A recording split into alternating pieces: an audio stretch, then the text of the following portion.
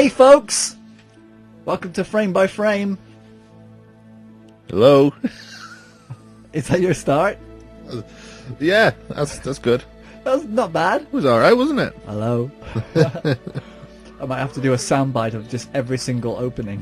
the whole 49 openings, just to see which ones. Yeah, then you can vote which one's the best. Yeah, 3 people. Of the worst.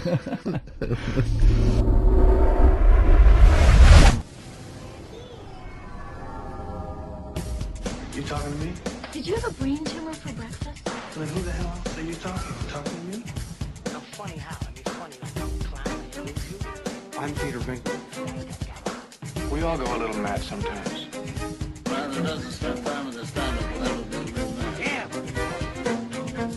Hot. I'm kind of a big deal. First thing to find love is do not talk about it like that. Yeah, baby!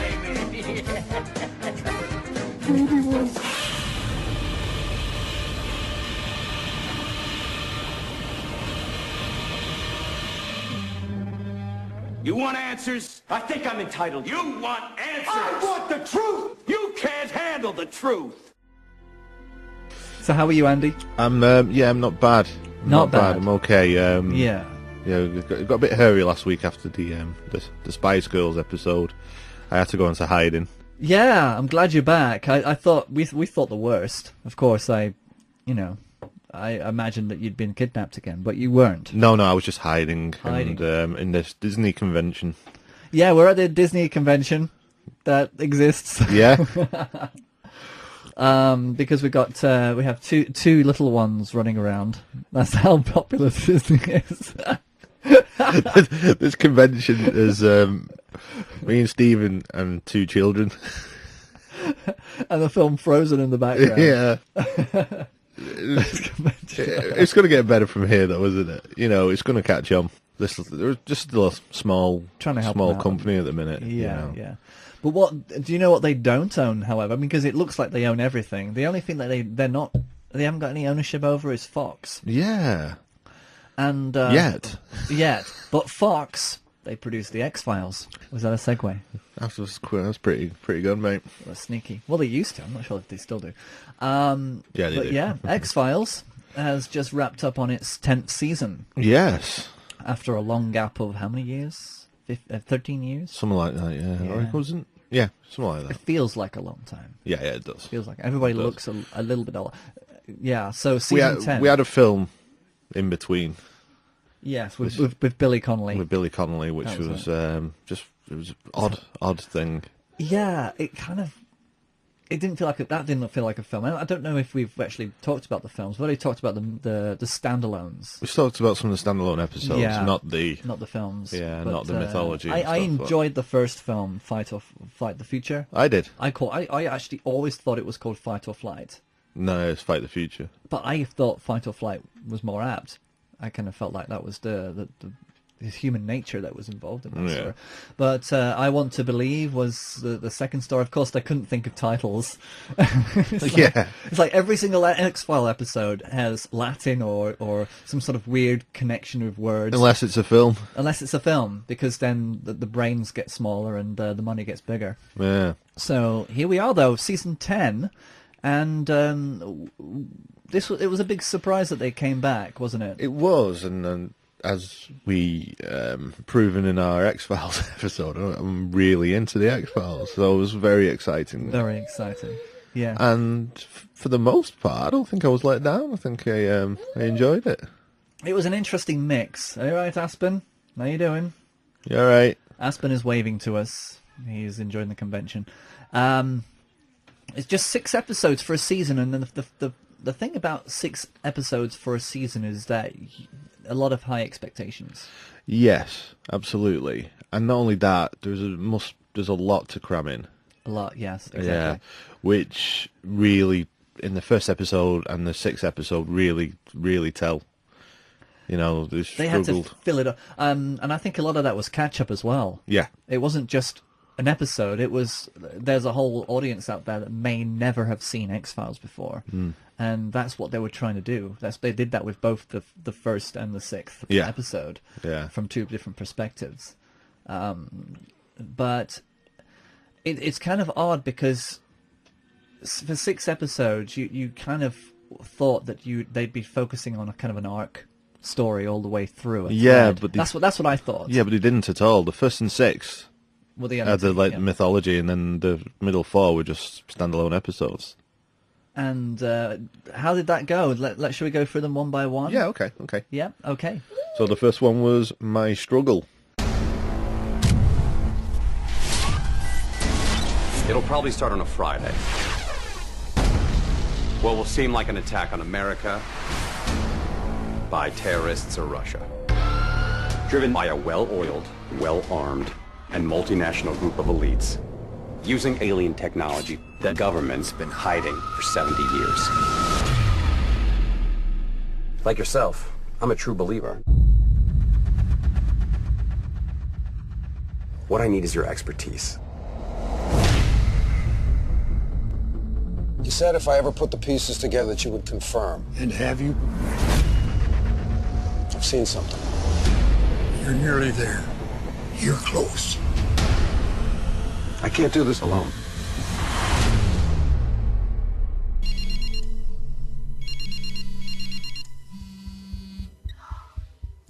Yeah. I'm here.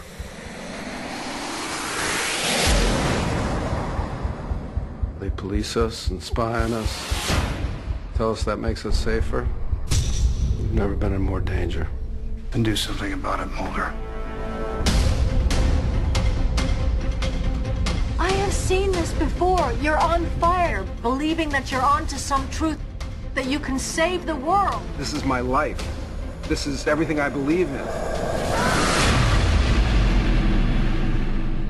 You are on dangerous ground here. I know what I'm doing.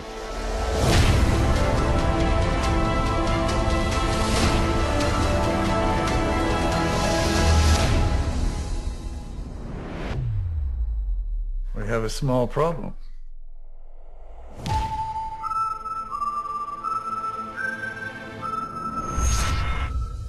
And that was pretty much the reintroducing the Fox Mulder and Dana Scully characters back together again. Even though they've been still in touch, it's not as if he's been recluse like in the movie. Yeah. Gone into hiding. It should have been I Want to Be Alone. Yeah. But I want to walk in snow. So what did you think of that episode as an opener? I thought it was good. I thought it sort of reintroduced... Again, there was so much to cram in. Trying to reintroduce characters and trying to reintroduce this long storyline and stuff. So they struggled a little bit, but I enjoyed it. I thought it was just good to see them on the screen together. Yeah. I mean, they did that on season 2 when they closed the X-Files and they had Fox Mulder delivering that spiel at the beginning about what happened in the last season. It was kind of like a recap. But with this one, they had to cram in so much. And then all of a sudden, because some of us drifted off in the seasons. I drifted off around about season 4 or 5. Right. I pretty much stuck with it all the way through. Yeah. To 9. Until they had a baby together. And that was that was kind of the big revelation to me, because I had no idea that they had a baby. I got a baby here, by the way, who hasn't been given away for adoption and put into hiding because of alien genes or any to keep him safe. He's actually here pulling on my cord today.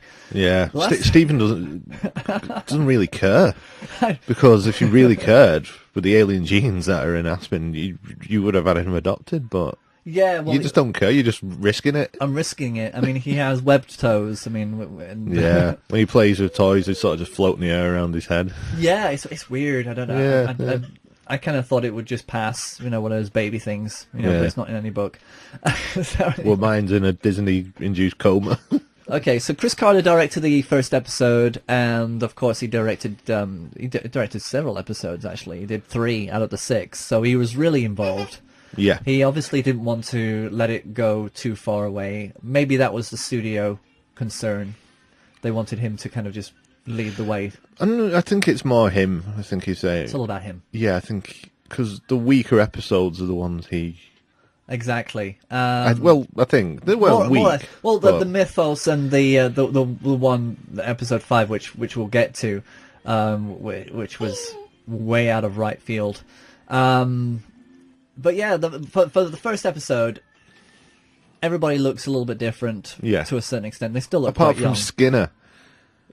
Walter Skinner. He looks the same. He looks the same, just grown a beard, but he looks the same. Yeah, he's pretty much the same. Yeah, I mean, the cigarette smoking man really looks old, but then they explained that because they kind of blew him up in the last episode, didn't they? Yeah. Somehow he survived that. He survived that explosion. Yeah, so it was a little bit different. But you know, everybody picked on Gillian Anderson as well, saying that she had all that Botox done and plastic surgery. It's that's she's done all right. That's natural. She's gorgeous. She's keeping it real, and I don't think people should sit there analysing facial structures. Exactly, it's ridiculous. But it's nice to see them again, and that's the main thing. Yeah. It's great to see them again. And how there was no, they just slipped right back into character. Yeah. It was Mulder and Scully. I was scared I was going to start watching Gillian Anderson and David Duchovny. Play because you're so used to who they are. Yeah, and you've seen them as like Hank in Californication. Gillian Anderson's been, in so many films since. I was thinking, can they slip right back into it? But they were. It was just Mulder and Scully. Yeah, exactly. And I can tell, especially from Gillian. I mean, David Duchovny seems to just be doing the Fox Mulder thing, but Gillian Anderson seems to have. She's gotten some more skills there. She's a better actress now, yeah. She's changed a bit. She seemed a little bit more like a deer in headlights for a lot of X-Files episodes where she didn't know what the heck was going on, I guess. Yeah. But for the main point, she's really coming with a lot more skill. Yeah. And she's had a lot more experience. So well, she's done a lot of stage, hasn't she? Yeah, and that's probably what it was. I think that's a lot of it. They introduced the topic of the son that they had, the child that they had, and they gave up. Which sort of is a thread that keeps coming through, doesn't it? Yeah, every so often it was mentioned. But Mulder never seems that bothered about it. That's what I was trying to think, because I kind of thought they're both, neither of them on the same page here. It seems as though maybe he knows where the child is, so there's something there that's not quite reading through it. Because I think that if he was on the same page as Scully, then they'd both be pretty. No, I don't want to talk about it. At least be like, be I don't want to talk but about there's it. like no emotion there at all when it comes from him. Yeah, so we did what we had to do, kind of thing. We did that to protect him. So I kind of get the feeling he knows where he is. You reckon? He's keeping an eye on him, and he's fine. I think that's one thing that I'm predicting for that. So then they have this other woman who's got the scar and the she's been abducted by aliens. For years and years and years. There's a resurgence of talking about Samantha. This is his mission again. Yeah, they've kind of they've kept it current with today's paranoia very well, haven't they? Yeah, with the idea that the government's are spying on us and the openness about it all now, because back in 1992-93, people didn't have the internet, so people were just kind of chatting about it through fanzines and magazines and being a member of these little clubs that and just word of mouth and from books, and that was it. Television series weren't growing that bold. Like I said, the X-Files was the first one that really tackled the subject of conspiracies head on. Yeah. But now that it's in this current medium of where everybody's talking about it, nobody's keeping their mouth shut. Nobody cares about discretion anymore. Yeah. And like people like Edward Snowden were brought up, and Julian Assange and stuff like that. They were actually brought up in scripts. They were mentioned. Yeah. Yeah, they were mentioned. What, in the earlier X-Files? No, I mean these later six. Oh, it's very current, really draws on the paranoia of today's societies and stuff. And I think that that shows, and it fits in. We relate to it. Of course. Absolutely. Yeah. It's not just they're not just running around with mobile phones. They're able to track and do all kinds of things like everybody else is able to do now. Yeah, and there's some nice little gags as well where he gets out of that car near the beginning, and she was like, I forget what she says to him. It's something like, "Oh, you got a lift." And he's like, "Uber." There's like nice little current things, So They're nice little witticisms. Yeah, and I think they need to have that. They need to keep that going. Yeah, because one of the part I love so much about the X-Files is that banter, that laugh that they have with each other, you know. Yeah, and then because even when they're in the worst situations, it's like to bring in Star Wars, you know, Poe, when he's being held by Kylo Ren and he says, okay, so do you talk, do I talk? It kind of reminds me of that kind of banter where it's... Edward Allan Poe. Even Edgar Allan Poe was in the X-Files. So yeah, it's all current. It's all the banter's there. Everybody's in place. Skinner's still doing the same job, and nobody's changing though. They're all doing the same job. Skinner's still the head of that department. Still is assistant director of the FBI. Which I'm kind of I'm like thinking, why haven't I gotten promoted yet? Why am I still doing this dump? He's happy. Well, to be assistant director of the Federal Bureau of Investigation is quite a... Yeah, you're right. It's quite a good job, really. I guess so. For the FBI, he hasn't changed his job. It just felt rushed by the end of the first episode. Yeah, the X-Files have been reopened again. Yes, it was so rushed. Let's do it. But yeah, and do you know what the weird thing is that straight away they got Mulder going over the top with his excitement about this is real, this is happening, this is a conspiracy, this has been happening ever since you and I met, Scully, and it's almost as if the last few years he's just been chilling out. He's like, I'm through with conspiracies, and then all of a sudden, boom, he's back into the same feeling that he was. But there is a part, isn't there, in episode 2, the Founder's Mutation, where it's Scully who has to try and convince him. Yeah, they did the reversal. Yeah, where he's sort of like gone against it. He's like, oh, you know, I've been lied to, I've been let down so much. Everything we've done has not stopped anything. So another rush of emotions. Then they're not kind of sitting with things for very long before they change their minds. It's almost like he's gone bipolar.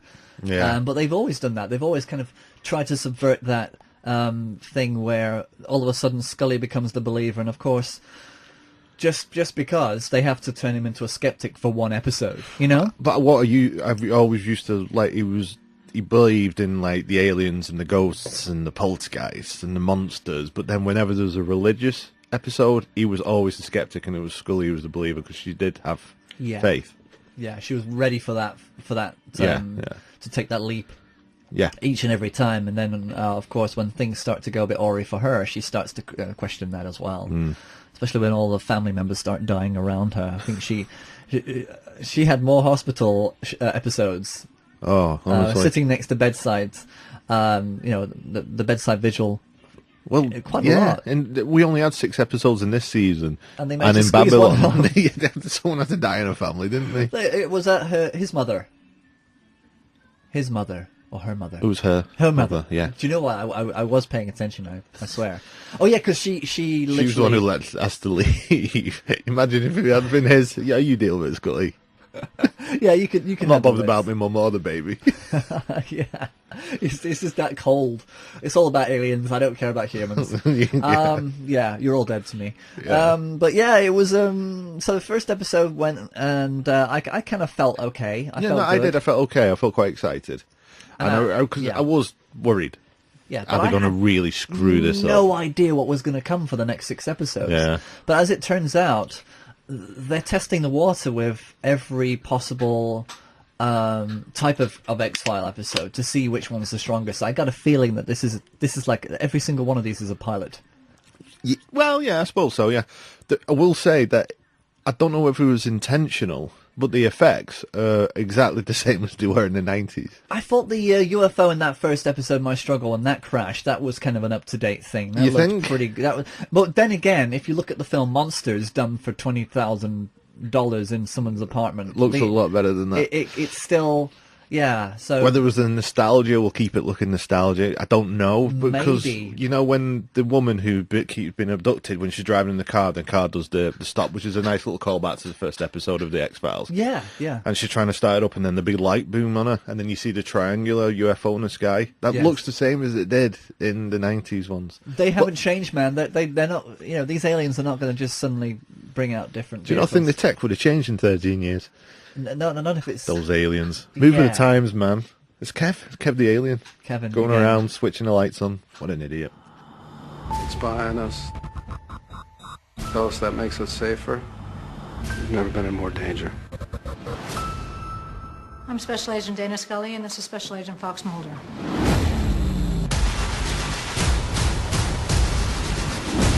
What if our work, the X-Files, everything we've been led to believe in is a lie? And do something about it.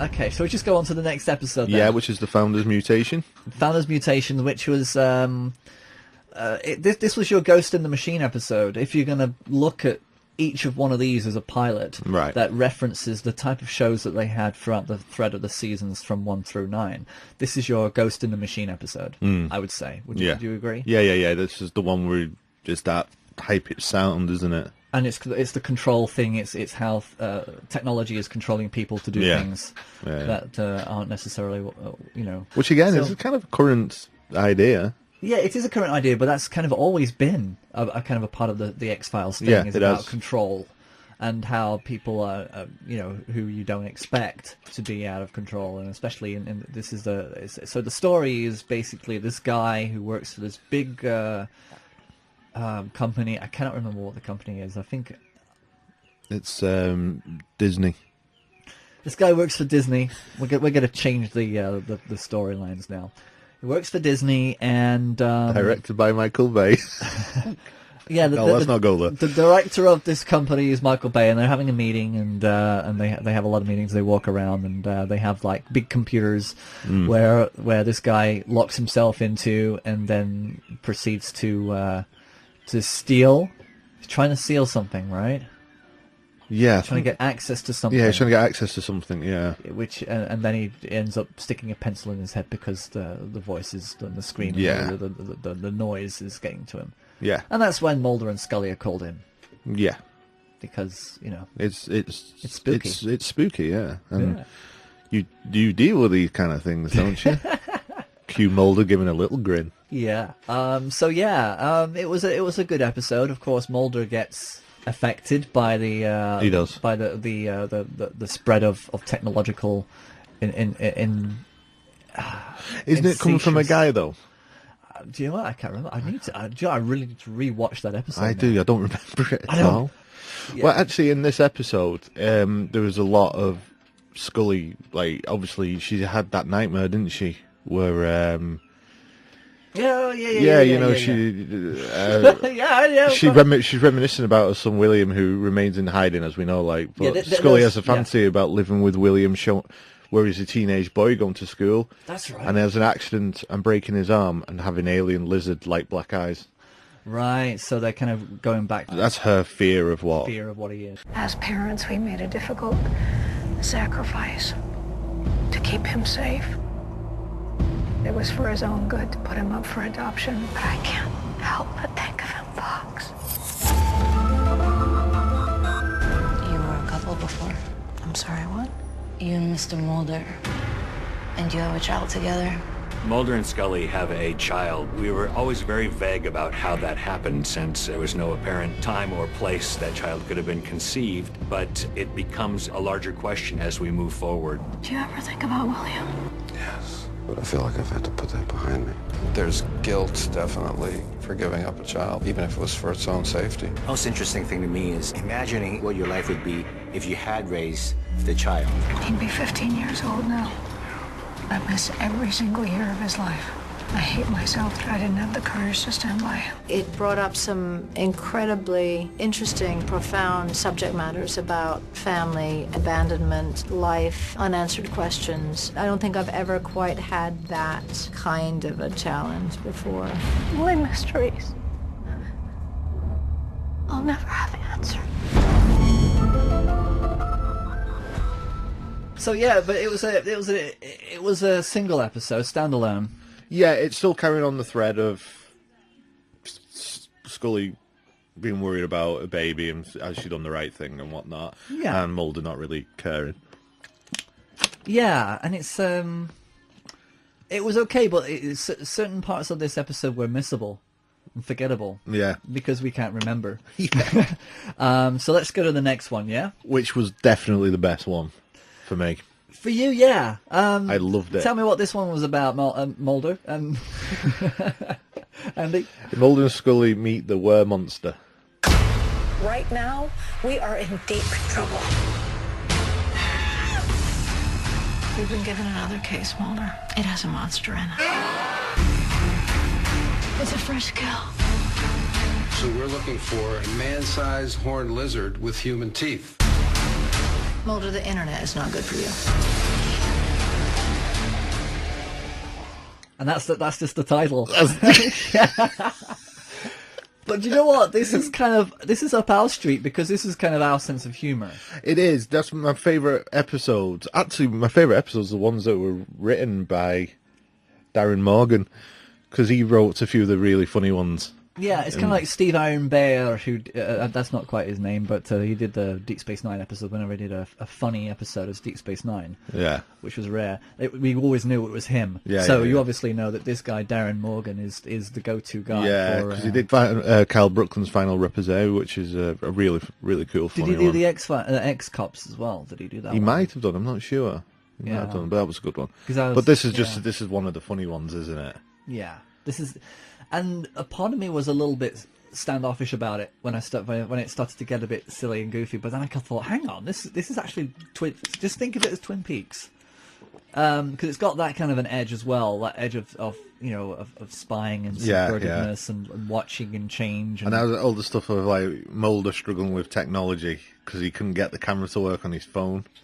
Right. Do you remember? And he's just and it's literally constantly taking pictures, and he can't figure it out. Yeah, and he keeps blinding himself. Yeah, it's really funny, really cool. That's great. That's great. I think David Duchovny is a really good comedic performer. Yeah. When he's allowed to be, you know what I mean? But I think that's more his origin, and that's kind of his personality. When you see him in interviews, he's always trying to find the joke. Yeah. In everything, and he has some really good stories to tell. He's one of those people who could have been a stand-up comedian. I reckon so. Yeah. If he didn't find anything in acting, but of course in Twin Peaks he was in drag. He's not afraid to do things that make him look different, or as in this case, lying there in a hotel room with his junk dangling up. And it's like, good God, they've gone there. It's kind of like, I guess he's taken a lot of that from Californication as well. So there's that freedom of just. It might be a little drawback to that as well. Just saying, when it was Hank Moody, this was all the time. This is all the time, exactly. So yeah, I mean, the guy who was the werewolf monster, the weird green thing, lizard thing, I was a little bit irritated by him because he kind of tried to jump on all the scenes. The Australian guy. Yeah. Which kind of, to me, it would have been funnier if he was not as over the top in his human form. Because he kind of just reminded me of a cabaret artist a little bit too much. Right, okay. A little bit too, yeah. But other than that, it was a great episode. It was good fun. It was definitely, as soon as this episode aired, I knew, hang on, they're trying the different genres of X-Files, the different types of X-Files. Yeah, because usually you have like 20 episodes to cover everything. Can have the odd. You've got 6, you've got to stick one in, Exactly, and this is the middle episode. This is number 3. So you don't want to. Yeah, and it's kind of by design. This is they wouldn't just put anything in there. Yeah, and there's a reason for this. Yeah, and I like the little switcheroo that the monster wasn't the monster; it was the man. It was that guy. Yes, was the murderer, not the monster. Exactly, and the monster was actually turning into the man. Yeah, and that was to him horrible. Yes, to be a man was horrible. He wanted to be the monster, and that is subversive. Yeah. That is funny, and that's why that episode worked. Yeah, I loved it. I had to watch it a second time. The second time I got it, the first time I was kind of a little bit like, what is this? Well, yeah. I think I was a little bit incensed for incest. Oh God. Yeah, I wasn't quite in it when I watched it the first time. Yeah. Yeah, so I banged my cousin. And that totally brought me around. The basic idea for the episode I had about a decade ago I've always been wanting to do it. I loved Aaron's writing. I was happy to hear that he was coming back to do one. I thought the script was great. His twist on the werewolf story. Maybe it's a foot. It was definitely an animal. Animals don't shoot blood out of their eyeballs. Well, tell that to the horned lizard, which shoots blood out its eyeball, Scully. Mulder, the internet is not good for you. It's got a lot of the great Mulder and Scully interactions, you know, the particular dynamic that we get into where we are Mulder and Scully, but we're playing different versions of ourselves. What if this creature that we've stumbled upon is here to create a whole new paradigm for our understanding of life itself? Maybe science was used to create this unnatural being. Maybe this is some GMO experiment run amok by some military agro big pharma corporation. Yeah, this is how I like my Mulder. Now I know what a monster is. Whatever works. You okay over there, hon?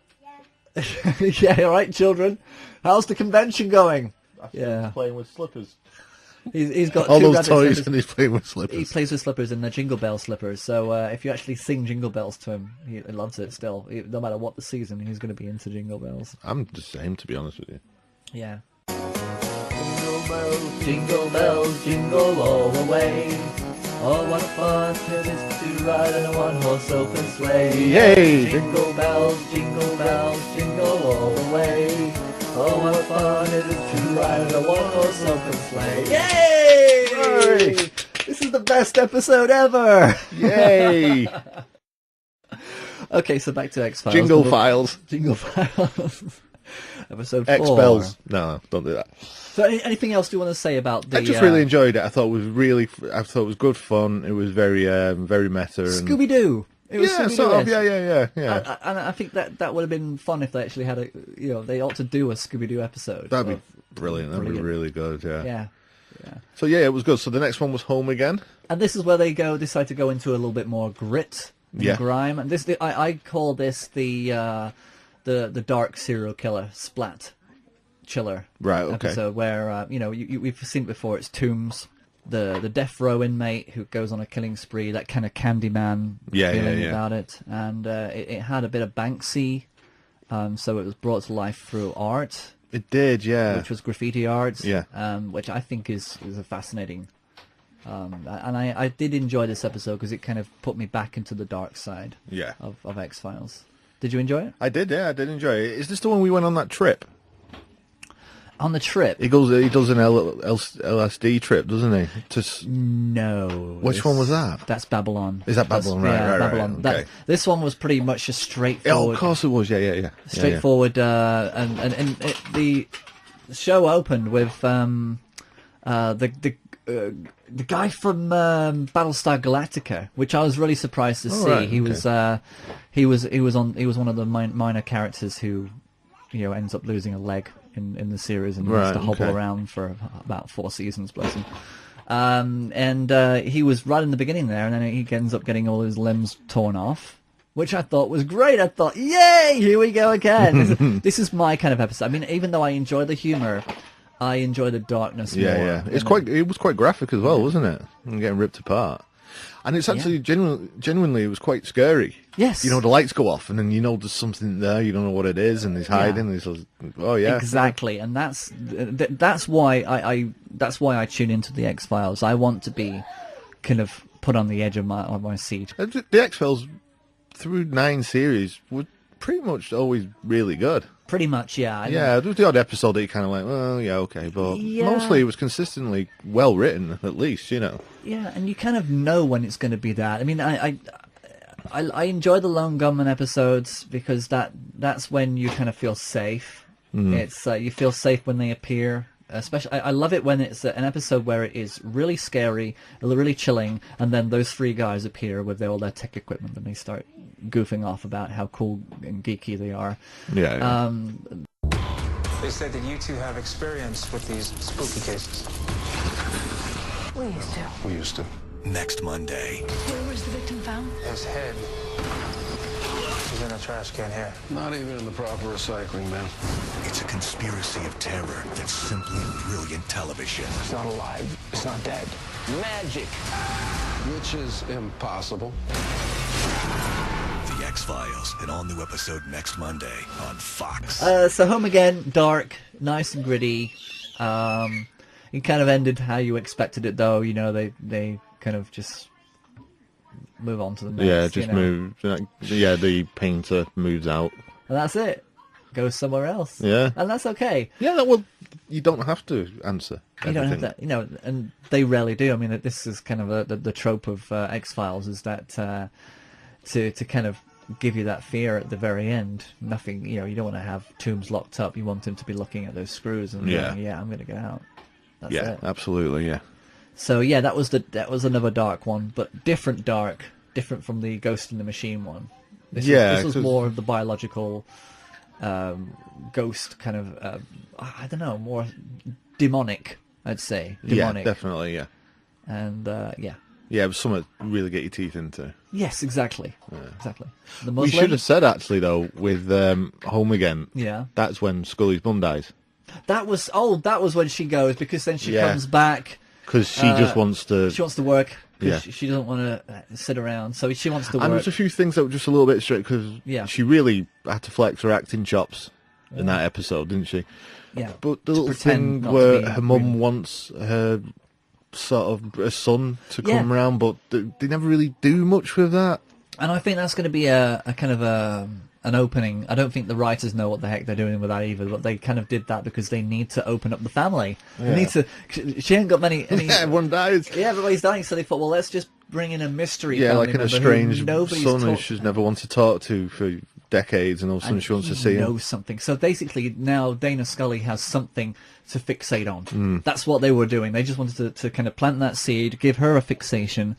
You know, her son's going to feature in episodes in the future. Her brother. Yeah. Secret brother. And that's okay. I can see why they did that. And now, let's call a friend, Warner. Wow, that's good. Let's call a friend. Let's call a friend. That's see, it's Disney. That's Tigger. Well, we are at a Disney convention after all. Exactly. You know, With safety by numbers, you know. Yeah, I feel safe.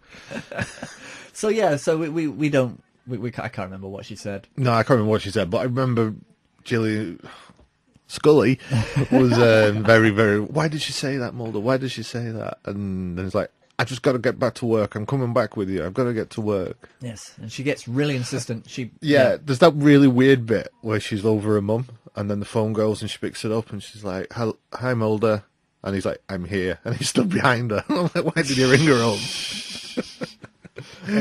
Yeah, I just turned around, he just stood there at the door staring at her. I'm like, just walk in, mate. You don't have to be all dramatic. But they did it quite nicely. What they did was they had Scully watching somebody else die in another room. Yeah. And they made a moment of her watching this person being covered and then put onto a gurney and taken away. But she kind of thought, that's not going to happen to my mum. That's not going to happen to my mother. That's not going to happen to my mother. Yeah. So as soon as she dies and they start to come in to do that, she goes off the rails. She yells, "Dude, you're not doing that."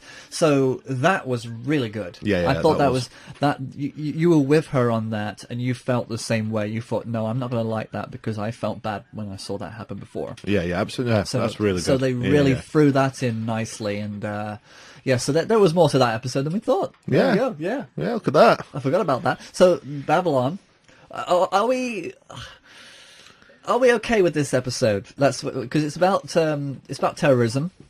Yeah. And it's about terrorism on the soil of the on US soil. Yeah. It's painting. Okay, let's just say what that is that they're actually telling us. Okay, go on then. Episode. Okay, they're saying that basically you're expecting the people in the beginning of the episode not to be terrorists, but they end up being terrorists, and so it's kind of like they're kind of subverting your expectations by making you think this isn't what I think it is. But then they're basically telling you in the episode that no matter what, you thought this was going to happen. So, it's hard to kind of get away from that feeling. Right. That what this episode is trying to kind of tell you, that no matter what, when you see Muslims out and about, there is a fear gate about what they're going to do, but they ended up just doing that anyway. And there's a kind of a weird feeling about that they're kind of trying to play with your mind to put that into your head, and then just doing it anyway. I wanted them to kind of not do that, and they just not be. It's one of those difficult moralistic episodes where you're thinking, are they telling you what you want to tell you? Are they what you want to say? Is it a kind of shame on you for thinking that? Shame on you for thinking that. And we're then going to do it. Yeah. Yeah. I don't know, actually. It's a weird thing. I kind of felt awkward because I don't think that, but I kind of felt as though this is X-Files. What's going to go on here? But they, like I say, so that's the first part. They also showed Texans as being kind of hicks. Yeah. Basically, drunken hicks in cars with, just drink my drinking beer, I got my girl in my wagon. And I got friends in Texas who were kind of very verbal about that on Facebook, how annoyed they were about that portrayal. Oh, really? Which I can understand. It's kind of an episode of stereotypes then? It's an episode of stereotypes, but then shaming you into thinking that that's exactly what you were thinking in the first place. Yeah. There's that. So, and then you've got these news anchors going at each other about terrorism, about what's right, what's wrong, and so they're kind of blowing the lid off that. But in this case, they've got a black American who is being racist against Muslims, and then they've got the white American who is standing up for Muslim rights and saying that that's not true, they're not all terrorists. Which is kind of an odd kind of reversal, because you kind of expect that the black American would be more tolerant of race, especially considering the situation in America. So this is an extremely deep, philosophical, political episode, if you look at it in that way. Yeah. But then you start to think, where's the X-File in this? Yeah. I'm Special Agent Miller, this is Special Agent Einstein. I'm a medical doctor. And you're obsessed with the paranormal? That's why we're here. There's only one episode left till the X-Files season finale. One of the bombers survived. He's dead, except for a heartbeat. I'm proposing that I can communicate with the terrorists. I pity that poor Agent Scully. It's like my dream assignment. You are suggesting if I were to go through with this lunatic scheme. What is lunatic about it exactly? Everything? So that's a maybe? The X-Files, all new next Monday on Fox. Well, the only X-File in this is Mulder having a trip to basically try and get a confession out of a dying / dead terrorist. That's the only thing. Which is it doesn't, because the episode's so heavy and dramatic. It does sort of come out of it a little bit when he takes a trip, because it just ends up being like a weird comedy bit in the middle of this really. Yeah, which kind of it felt like there were two different pieces that didn't fit. Yeah, it was an odd episode. Did you agree? I definitely agree. The thing I least liked about the new X-Files is Miller and Einstein, these new FBI agents. Yeah, the names. They were just carbon copies of the names I don't like. Einstein, names are stupid. Come on. Get out of here. But I mean, and she's Scully. Yeah, she's Scully. He's Mulder, which we've seen before. Yeah, we've they've seen done that it before. What would have been better if is what they did in later episodes of the X-Files, if they were like sort of like fans of them. They got into the X-Files because they love Mulder and Scully. Yes. And the fans and are in awe of them. That would have been better. Yeah. Than them just being younger Mulder and Scully. It'd be funny if that's actually pretending to be FBI agents. Yeah, and in that episode at the end, they kind of realised those people were not FBI agents, they were just fans. But then they end up going to them the next episode because their knowledge is actually quite extensive and they need them. Yeah, which just leads me to believe that like Chris Carter had a brilliant idea. He's not the best writer. No. Or director. And X-Files work best if maybe he has an idea and then he lets other people write it.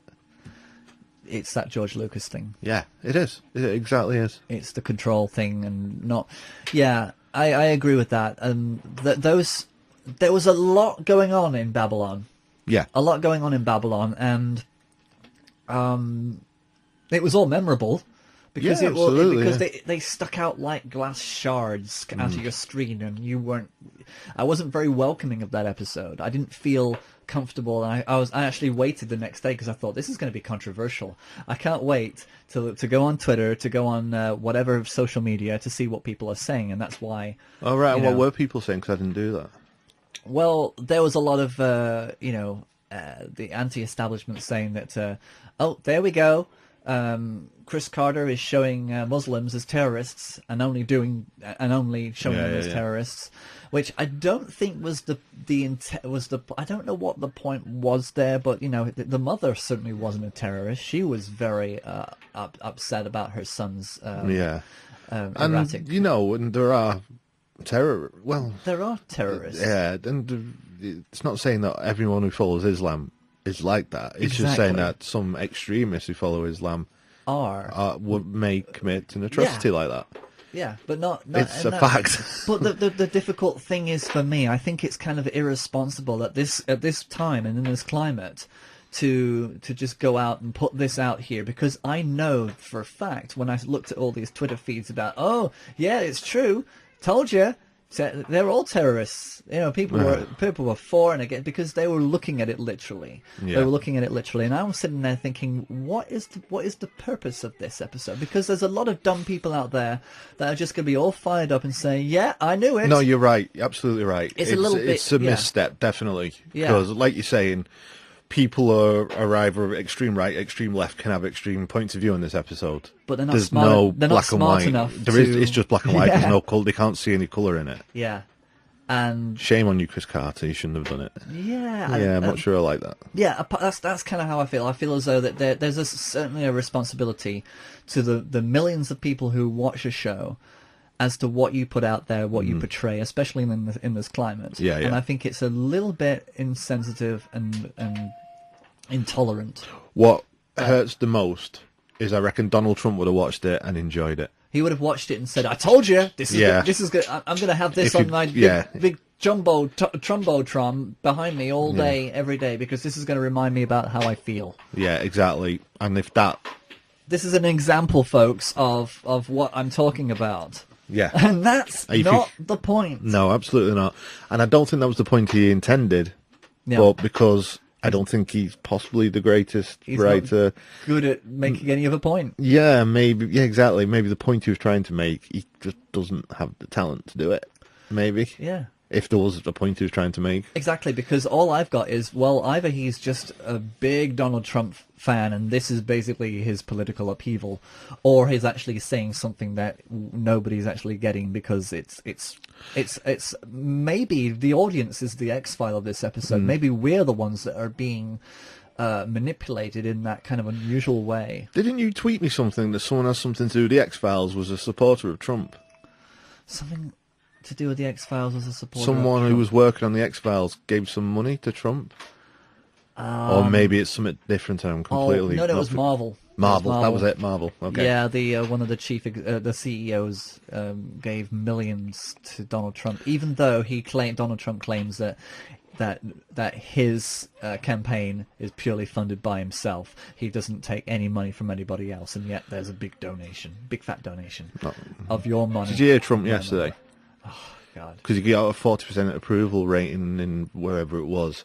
And he gives this speech, he goes, "We're going to keep Guantanamo Bay open. That's where we're sending the bad dudes." And the crowd's like, "Yeah!" And he goes, "And we're going to get Mexico to build that wall with a big door, and we'll only let the legal ones through." And everyone's like, "Yeah!" Yeah. I was like, "Oh." The thing is, there's something about what's happening in America that I don't like, is the fact that so many people are like this episode. If you look at Donald Trump and this episode, Babylon, even if he was being ironic, even if he was being humorous or just trying to basically not being serious, even if he was actually just saying things for the sake of saying them, people will just take it literally. Yeah. If one thing history has taught us, though, people don't follow what they think is necessarily right. They follow the person who can shout the loudest. There you go. That's your 0.5% of this episode. That's pretty strong. Oh, thank you. Let's move on before I ruin it. Yeah, but Babylon. A part of me was worried because I thought you would have kind of said, "This is an excellent episode. I totally get what he was doing." And I was thinking, am I the dumb one who doesn't get it? No, because I had the same doubts as you did. I felt very irritated when after I watched it, because I thought, this is episode 5, damn it, of a 6-part series. Yeah. What are you trying to tell me?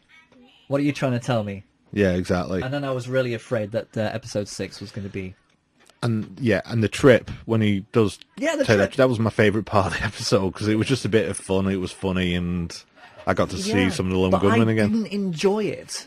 No, I didn't. I didn't enjoy the trip because I kind of felt I just kind of felt as though it was in the wrong episode. Oh, it definitely was, but that was my favourite part of the episode. It was still a favourite part of the episode. Yeah.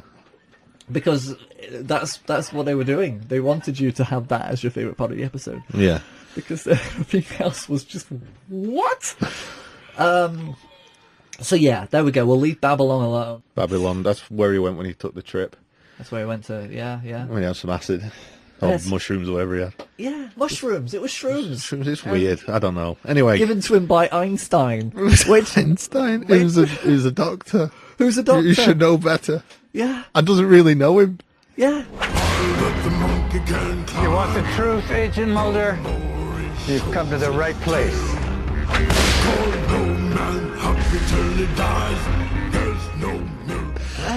Oh, God. Anyway, thank God we had My Struggle Part 2. My Struggle Part 2. Okay. Now, again, this was rushed. Yeah. This episode was rushed. Well, they gave the Scully spiel first because naturally because we're bookending this small season. Okay, so what happened? Well, what happened is all hell broke loose. You sent for me. I'm here. Well, what was interesting when Chris reconceived this miniseries here, he kind of twisted the old story, which was that there was this small cabal of humans, amongst whom was the cigarette-smoking man, who was in league with these aliens that were going to come back at some point and colonize the Earth. This time around is somewhat different. This conspiracy is... Conspiracy of men. You have no idea how well we planned. These same cabal of men have taken alien technology and are going to use it themselves to enslave the rest of humanity. They won't know what hit them. In the end of the event series, in the last episode, everything leads up to this really amazing climax. We are in deep trouble. It's too late for your heroics or mine. I don't believe you. You don't want to believe. We're all going to be exposed. It's a universal event. We are getting our first reports of deaths. We could die a real quick death. Actually, we're next in line. Again, I forgot to mention it with the first episode. The guy used the truth sayer. He's got that online thing where he talks about chemtrails and all that. Yep. Not sure about him, but he was okay. Yeah. A lot of the actors that he got in this, like him, who's a massive X-Files fan and just wants to be in X-Files, and you can see it, he's sort of like fanboying it while he's in there, you know what I mean? But yeah, what happens in this is the thing that was the thread throughout all the X-Files was when we all had our shots, TB shots, was it? That's it. Yeah, or inoculations, whatever it is. Yeah. There was something put into it that made us susceptible when the powers that be, the elite, want to depopulise the planet. Yeah. Means we'll start to get like diphtheria and typhoid and all these archaic diseases that we don't get. It basically can just unleash it and we get it all. Anthrax, things like that. And that was it. It was a big harbour of all things evil. Yeah. And it's in us all, and it's in alien DNA. It's in, the alien DNA is what stops it. The elite's got the alien DNA, so like, Scully's got the DNA, so she doesn't get sick, does she? But it basically just starts, doesn't it? Everyone starts getting ill and panicking and... Which is a big change for X-Files. I mean, X-Files is supposed to be kind of like everything's hush-hushed. Nobody knows what's going on. Well, no one does know what's going on there, though, do they? It's only because... Still... It's still the people just carried on with their normal lives in any other X-Files. Everybody's just got on with their normal lives. Well, it was always building to this point. That's what the X-Files was. That's what it was. Yeah, it was. Oh, and it felt like it would never go. What's happening? Are they going to turn us into aliens? What the hell? I don't get what's happening. You're right. And there is a lot of conspiracy theories about the elite wanting to depopulise the planet. Yeah. So, because they say we can't sustain this amount of people on a planet. Donald Trump. Yeah, exactly. Sorry. But if they can somehow depopulise this planet for the elite to just enjoy, that's what a lot of conspiracy theorists think is what they're trying to do. Yeah. And they use some of the theories in this, like chemtrails, the planes going across, which is proven. There was some planes that were going over a town, and they were releasing this sort of gas that calmed the town down. Yeah. And they were actually, and the government were doing this. Do you know what? I totally believe in this kind of thing. I do. Because do you ever get those weeks where you feel sleepy for some reason? Yeah, absolutely. And you speak to so many people and say, yeah, it's just one of those weeks. It must be the weather. Oh yeah. It's the weather. No, I said, maybe it's just in the air, guys. Maybe we're just actually all been. Well, it was a funny thing. Toned down. I had a week where me and Tash were falling out all the time, every night, just angry, and then we spoke to one of our neighbours, and they've been falling out all week. Yeah. And we spoke to Jane, and Jane's very sort of new age, very kind of hippie-like, and she was like, "Oh, it's the moon." We're like, what? He said, "Well, the moon's been very big and high for a few nights, and that's." Steady on. Is he all right? Oh, it's good. Look at River saying, "Aspen did it, weren't me?" Yeah, as long as he's alive, that's all that matters. Love you guys. So yeah, and the moon was in the sky, and that was affecting everybody's mood in the street. Yeah. So anyway, this maybe it happens, whatever. There's reasons by it, but whatever the ongoing thread throughout X-Files, I think, has led to this. Yeah, and it's starting, and we know now that Scully mapped a genome, didn't she? And there's something in her genome that can cure this. Yeah, exactly. Yeah, and anyone who's basically got this can save everybody. But Mulder and Scully are never together in this episode. It was only at the very end where she managed to meet up with him on the bridge. You are right. Yeah, that was the first time they actually got back in. Yeah, because he was missing. Yeah, and she was trying to find out where he was. But he was going to cigarette smoking man. Yeah, which kind of mirrors that episode. There was an episode in season 7 which I had just watched where Sigourney Weaver. Jennifer Lawrence. No, hang on. Where Scully disappears off with the cigarette smoking man on a mission and to pick up a disc from this guy, and they go on the road together, and Mulder doesn't know where she is. So it's funny how the cigarette smoking man, how he factors into this, and how little parts of him have been threaded through the whole genome of the series about his involvement. Because at the end of that episode, and this is how I'm trying to link this to this moment, he has the disc that she managed to retrieve from the guy before he got shot, and all he does is throw it into the lake at the very end. He gets rid of it, getting rid of it. So it's hard to tell if he's actually trying to protect or protect the elite. I mean, is Mulder the elite? Does he have the DNA? No. Scully does. Scully does, and so in that episode, he was trying to protect Scully and take Scully and keep her on the way. Yeah, there's certain part of it where he's obviously evil, and he works for the elite, and he wants this deep, but he wants Mulder and Scully in it with him. Yeah, he does. I don't think he wants to let them go. He doesn't want to let them. He wants to keep them in, as close to possible, and feeding them with all this information as the story goes along. It doesn't dismiss the idea that every so often he thinks, just get him killed, kill him off, which I think is just him fighting with his own demons and or from orders above. Well, we don't know if the cigarette smoking man is possibly Mulder's dad. That's always a question, and I think that's always been threaded ever since the mother was seeing him, meeting up with him, and the dad was merely just a screen. Yeah. Screen dad. Yeah, or the cigarette smoking man might have been the dad to Samantha, his sister, and that's why she was taken. Just please let it not be that the cigarette smoking man is the dad to both Mulder and Scully, because that could just get very Luke and Leia. Oh, and they've just had a kid together. They just had a kid together, so that could be the well, you did bring incest up earlier. I was going for incessant, and incest. Yeah, and sometimes it just gets in the way. Oh, damn those cousins. but one thing I do want to talk about, which is something I've never seen in X-Files, that Bourne-inspired fight scene.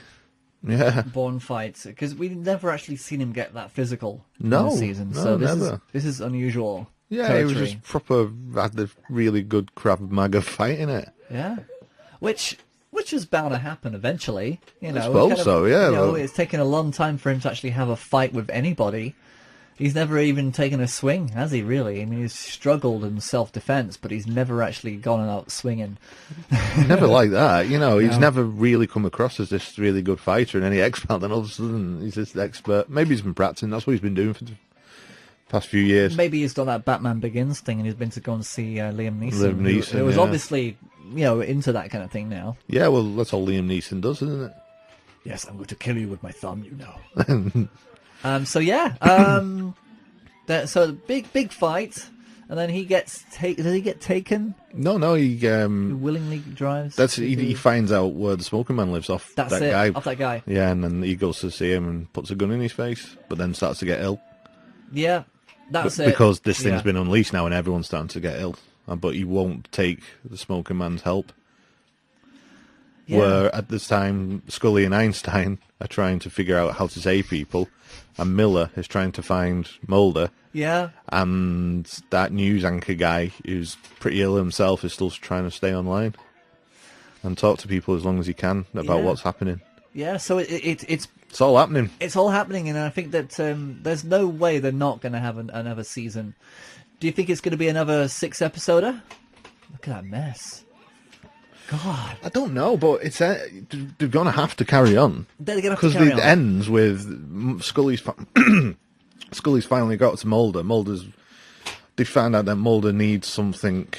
He's too far gone, and they need something off his child to help him. So they're going to go and find the child. So they're going to go find the child because he's pretty much half dead. Yeah. And then all of a sudden, a spaceship comes out of the sky, shines light on them. Scully's looking up. The whole bridge sees it. The whole bridge sees it, It's yeah. not just them anymore. No, it's everyone's everybody. seen this spaceship. Exactly. And it ends. It's that crazy. It's gone that crazy now. Then, and the doors are open. So yeah, I can't imagine it's going to be a 6-episode season 11. I think this is, like I say, a pilot for the new generations to figure out what the Nielsen ratings were going to be. Because apparently it's done really well in America. Yeah, it has done really well, especially episode 5 because Trump is winning in the polls. And I think that I know. And that was it. They needed to test the water. They knew they couldn't bring out 24 episodes straight away because if they failed, then it would have been a horrific ending. And I for the don't think X-Files. they can can't do another 20 episodes because I don't think... It'll be 13. Yeah, maybe something like that. Yeah. It's going to be more 13 than is the 6, new though. 24. Because if they're going to carry on doing some standalone episodes, it's going to take 2 episodes to remedy whatever's just happened. Yeah, that's going to... It's going to take maybe even 3 episodes, and then they can slip back into doing a few standalone episodes, or unless they're going to try and link this into a film. Anything is possible. Yeah. Anything is possible, but I can't imagine it's going to be that long before we actually see the next season. I don't think it'll be September. I think it'll be January again, but... Oh, yeah. If they do it, it's going to be next year. But they've got to... I feel as though that they need to be with us a little bit longer than 6 episodes, just so that we can really get our teeth into it ourselves. Yeah. I mean, normally in a normal 24-episode season, you get those bad episodes that you don't like, and you dismiss it because you really, really enjoy all the big ones. Yeah. And... yeah. So Babylon kind of stands out, doesn't it? Because you only got those 6 episodes. Yeah, I feel as though there were only 5 episodes that were true X-Files. Yeah. X-Files. 5 just didn't have any X-File other than a mushroom trip. Which isn't really an X-File. Because people do that. Yeah. The only X-File is that were we being fooled and shamed? Was there something coming out of the TV? Did it break the fourth wall in that way that the audience felt more than the actual storyline? There's more storyline outside of the episode with us than there is actually in there. Yeah, I don't know. It's weird. It's such a... That episode is too current and not done well enough. Yeah. If it had been done really well, it could have really said a lot about today's society and misperceptions of religious people and whatnot, but it doesn't. Yeah. And we're still talking about Babylon. Isn't it strange? It's the one we talked about most. It's the one we like the least. Yeah, but that's the thing. That's how humans are, isn't it? Whatever we dislike, we kind of pick out the most. But yeah, I'm still enjoying it. I'm still getting through. I'm definitely on board. I'm on board. And they have to do more. Now Yeah. they've left it on such a cliffhanger. If they weren't planning on doing any more, what have they done? What have they done? You can't leave it like that. How can you end Imagine it, though? imagine they never make another X-File now, and the last scene you ever see of an X-File is a spaceship coming down, a light shining on the car with Scully and Mulder in it, and that's it. That's it. You just don't answer anything. What? And you know what will happen then, because everybody's into doing their own thing now. I mean, Star Trek, they say that a new Star Trek series is going to come in the next few years, but there's so many fan fiction versions of that now on YouTube. You can find it anywhere now that they're doing it for themselves. If they don't get the finger out soon, then they're going to be fan people doing their own X-Files episodes. It won't be long. Sorry. No, you're all right. Fanboy at this convention, aren't you? I'm taking all the snaps. Taking all the snaps, enjoying Who did you see? Shrooms. Yeah, I've had a massive shroom trip.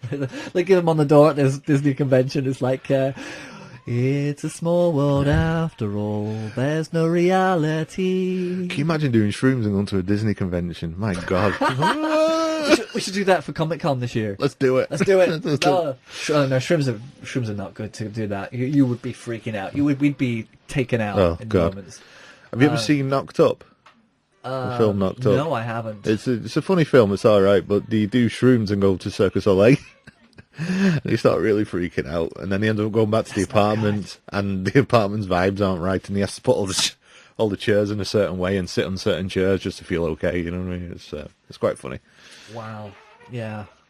Shrooms. Yeah. But anyway, X-Files, definitely on board. Definitely on board. Yeah. Really enjoyed it, apart from Babylon, and I'm eager to see where they take it. Exactly.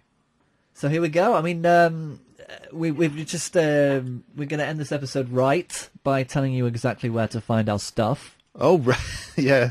We never do that. FBF Pod. That's frame by frame. FBFpod.roastedportions.com for the website. You can go to SoundCloud at frame by frame 78. Yeah. Yeah, you can find all our stuff on there. But you might as well just go straight to the website and click on any of those icons for SoundCloud. We're on iTunes, frame by frame. iTunes, yeah. We're right there next to episodes of Mark Maron and... right up there. Right up there. Yeah, right. 250,000 listeners a day. Listening to that show, not us. Yeah.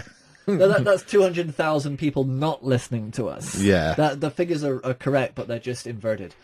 But we're still here. Yeah. We're still the little voice in the wind.